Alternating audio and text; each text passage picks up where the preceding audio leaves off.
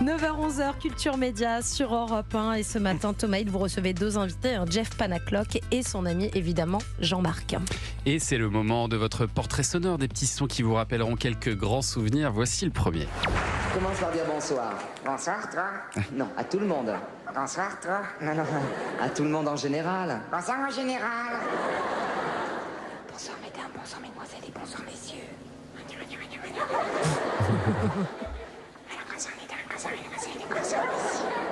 Et pourquoi tu parles doucement? Pourquoi les réveiller? Plus fort. Bonsoir, mesdames, bonsoir, mesdemoiselles et bonsoir, messieurs. Bon appétit. Alors ça, on est en 1976. Jeff Panaclock, vous, la magie, c'était votre passion. Et un jour, à 18 ans, vous rencontrez le ventriloque David Michel et son acolyte Nestor le Pingouin. Là, c'est lui qu'on entendait. Et là, vous avez eu un coup de foudre pour cet art. Ouais, complètement. Oui, il était là, habillé tout en blanc avec un chapeau de forme. Il faisait parler un pingouin. Je me suis dit, mais c'est fou quand même ça. Et quand on est gamin, enfin, j'étais pas si gamin que ça. D'ailleurs, j'étais ado. Donc, je me suis dit, j'ai l'impression qu'on peut tout faire avec ce personnage et qu'on peut aller plus loin. Voilà. Ouais. Et donc je me suis lancé dans une imitation de Nestor le Pingouin au départ. Ah, ça a commencé comme ça. Ça a commencé comme ça pour avec mes quoi, potes. Dans les mains, avec quelque chose dans les mains ou... Bah ouais, comme les gens qui se foutent de ma gueule aujourd'hui avec une chaussette. La classique. Voilà. La classique. Et j'ai commencé par imiter Nestor et mes potes m'ont fait, mais en fait tu le fais plutôt bien, c'est assez cool et tout. Il y a quelque chose. Voilà. Les lèvres bougent pas trop. Ouais, c'est ça. Donc je me suis pris de passion pour ça et après j'ai tout arrêté, en tout cas la magie, etc. pour m'intéresser qu'à ça. Mais Jean-Marc, vous l'avez rencontré, vous vous êtes rencontrés tous les deux dans une boutique de magie, je crois. Tout à fait. C'est ça. Ouais. Qu'est-ce que tu faisais, Jean-Marc, à l'époque? Rien, j'étais posé comme une merde. Ouais, c'est ça, dans la boutique. Bon. Ouais. Et la rencontre s'est faite. Et ça prend combien de temps après pour maîtriser la ventriloquie, de se dire, ah là, je tiens vraiment quelque chose de fort? Bah, je sais pas, j'ai l'impression que je travaille encore, hein, finalement.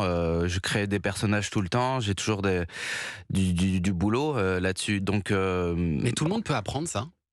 Ben, c'est une technique, je veux dire, c'est pas un don comme l'imitation, par exemple, c'est une technique que vous avez apprise petit à petit. Ben, moi, j'ai pas appris de technique, j'ai lu des bouquins très tard, après avoir fait, voilà, j'étais déjà chez Patrick Sébastien quand j'ai commencé à lire les bouquins, et je me suis dit, waouh, mais je fais pas du tout ce qu'il y a écrit dans le bouquin.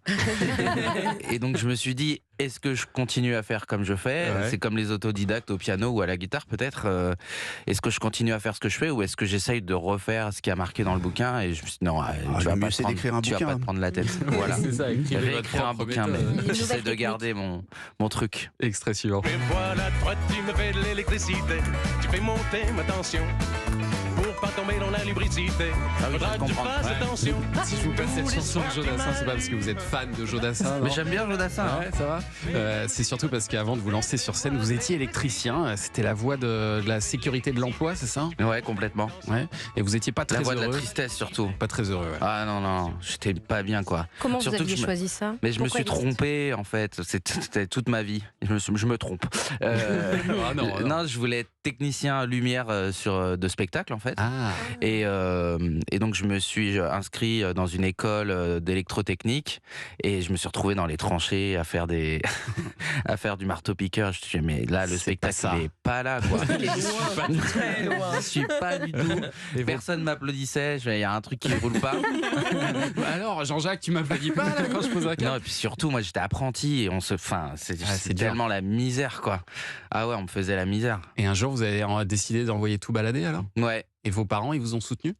Oui, un matin, je me réveille pas. Mon réveil ne sonne pas et donc j'arrive à la bourre au boulot comme beaucoup de matins, hein, je vous avoue.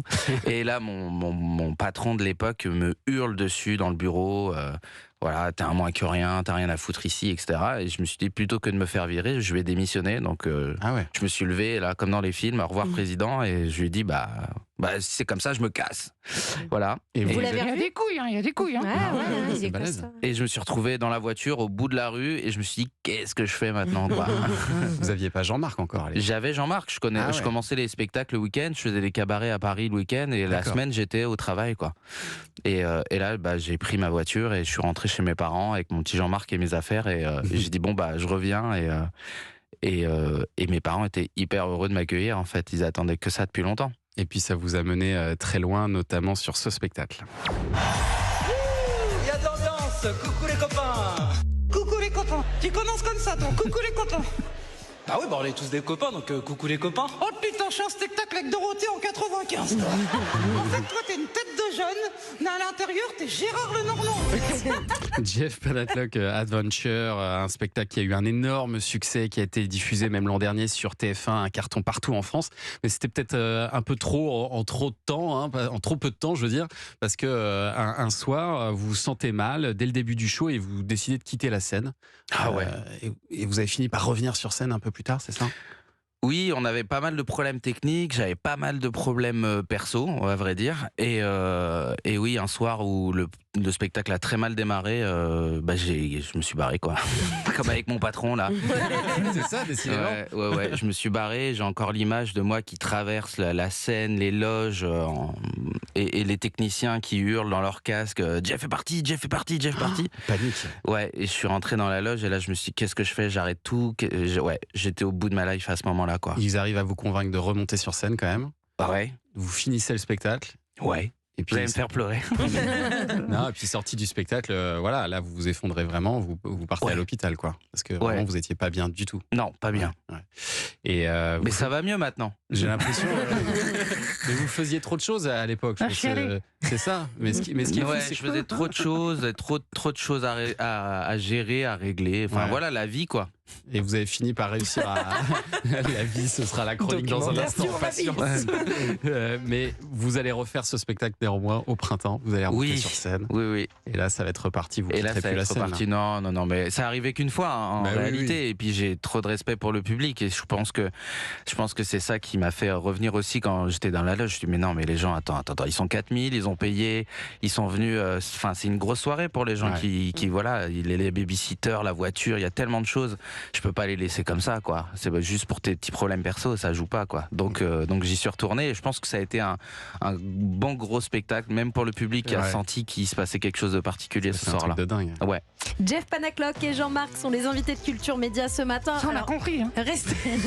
Pour ceux qui viennent d'arriver, Jean-Marc. Il y a toujours des gens. Ça arrive à tout moment sur Europe 1, c'est un peu à haut de gare. Ça sort aussi à tout moment. L'auberge espagnole. Ouais, ça, effectivement. Alors restez avec nous parce qu'on va enfin découvrir quelle est cette série qui parle de la vie.